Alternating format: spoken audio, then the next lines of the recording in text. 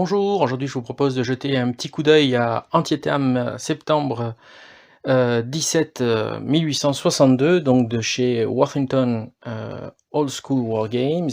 Alors on nous promet pour ce volume donc de la guerre de sécession au niveau de la brigade, donc pour 2 joueurs, et on peut aussi le jouer en solitaire.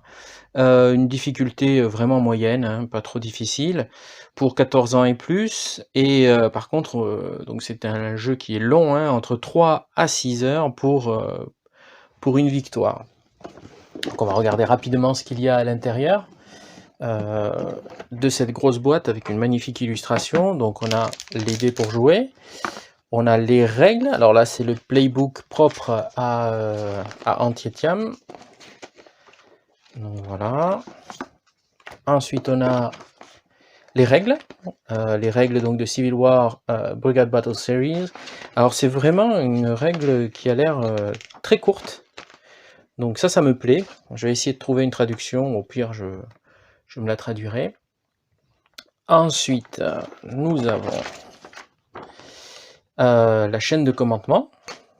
Donc voilà, donc pour l'Union, je suppose que de l'autre côté nous avons la chaîne de commandement pour le côté sudiste. Alors ici on a des sets de jeu, donc il y en a 2, voilà,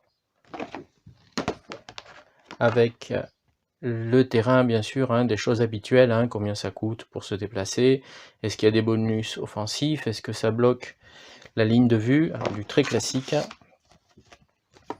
Ensuite, oula, ça a l'air de se détacher très facilement, donc on va faire attention. Oui, voilà, donc ça se détache très facilement. Donc ça c'est un bon point, parce qu'avec certains éditeurs, eh bien c'est très dur à détacher, et puis ça abîme le pion, ce qui est dommage. Ici, apparemment, c'est pas le cas, c'est de la très bonne qualité. Donc voilà, donc là ce sont des marqueurs. Ah voilà, là c'est plus intéressant que des chiffres. On va approcher un petit peu. Voilà. Donc là vous avez les différents corps. Oui. Hop. Et de l'autre côté, voici le verso. Donc encore des marqueurs. Il faut faire attention en manipulant. Hop, voilà. Pareil, ici, voilà, je vous laisse regarder, hein, pas besoin de commenter ce genre de choses. Vous vous faites une idée de ce que ça donne graphiquement, hein, c'est très simple. Voilà. Ok. La carte, alors, ça a l'air d'être un monstre de carte. C'est le cas, alors je ne vais pas pouvoir la déplier en entier, mais je vais vous montrer juste pour que vous fassiez une idée des graphismes, pardon. Donc voilà. Hop. Avec des petits ponts, des forêts. Alors c'est une couleur une couleur pastel, hein, très agréable à l'œil. Voilà, avec donc des petits symboles, je ne sais pas si vous les voyez bien.